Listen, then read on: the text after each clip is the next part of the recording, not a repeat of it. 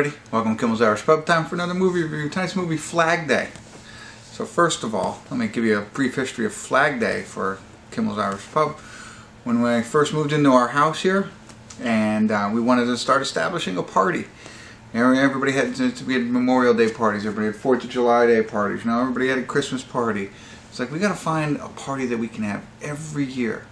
And we picked Flag Day. So we had a housewarming Flag Day party, which was off the chain, awesome, and we really loved it. And then my wife got pregnant, and we had our daughter on June 17th, which is 3 days after Flag Day. So that ended Flag Day parties for us. But that's what the name of this movie is. I don't think it has anything to do with our parties, but you got a little glimpse into the Kimmel Irish Pub history. But this is a father lives a double life as a counterfeiter, a bank robber, a con man, and in order to provide for his daughter. So it's more like a quadruple life. Sean Penn and Dylan Penn, his daughter, is in this. Regina King is also in it. And who else did I see? Josh Brolin was in this. I see some other faces I recognize, but just not names. Dale Dickey, I know her. So a couple of people in here. Now, it is 4.6 on IMDb, so very, very low expectations. Only 547 people rated it so far, and it's an hour and 49 minutes long. So, I don't know. Low expectations going into it. Decent names that I've heard of in the past, and a history. Flag Day at Kimmel's Irish Pub. Let's see what happens. Stick around for more in-depth insights on your movie reviews. I don't know. All right, I'll be back.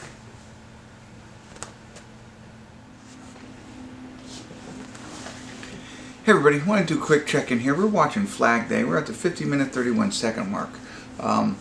Not sure why yet it's called Flag Day. I haven't figured that out yet. But Sean Penn, I thought it was pretty cool. So there's, they show him and his family. So he has a wife and 2 young kids. 1972, I'll say, something like that.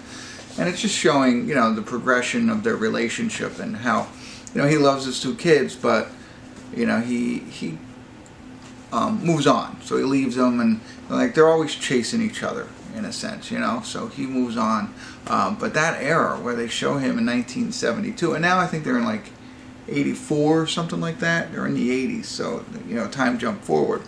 And like the daughter's now 18, whereas she was younger then, whatever. They show him, and I think they did a phenomenal job of making him look young.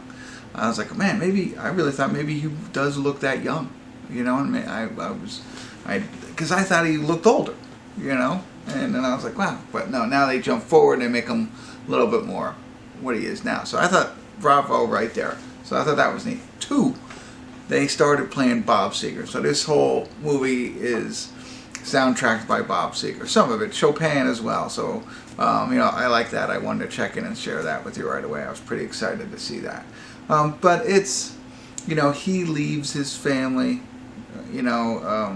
to go off and be a con man. We don't know too much about that, but, when the time arises, he takes off. But his kids still love him, especially his daughter, and she sometimes chases after him. So they're kind of, that's the whole movie. Really, that's what it's about. So we have now flashed forward to 1984. Right, again, I think she's like 18, something like that, and now she has come to find him again. So, but the way they kind of set it up, it's kind of repetitive, is what we're thinking is going to happen, but I don't know yet. But I wanted to share a couple of those good things with you. I thought that was pretty good. Why it's a 4.3, I don't know. I find it interesting. I find the acting pretty good, the music fantastic. And, the makeup artist is pretty good. So, I'll get back to it here, see where it goes from here, and give you my final thoughts. Stick around.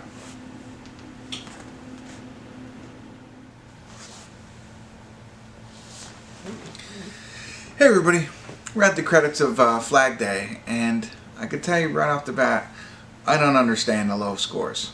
I thought this movie was good. Now, I think my biggest gripe was it does feel like it drags on a little bit. They're hammering home the Hoover Jack Penn is another Penn in this movie. I don't know, but that might have been his son.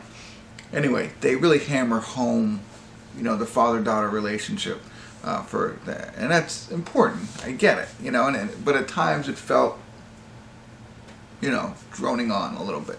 That's my biggest gripe. That's it. Other than that, I thought it was really good. You know, if you could just stick with it and, you know, hang in there over those parts. Like I said, he was great. She was great. And that's really all you need, because Josh Brolin was a cameo, slightly more than a cameo.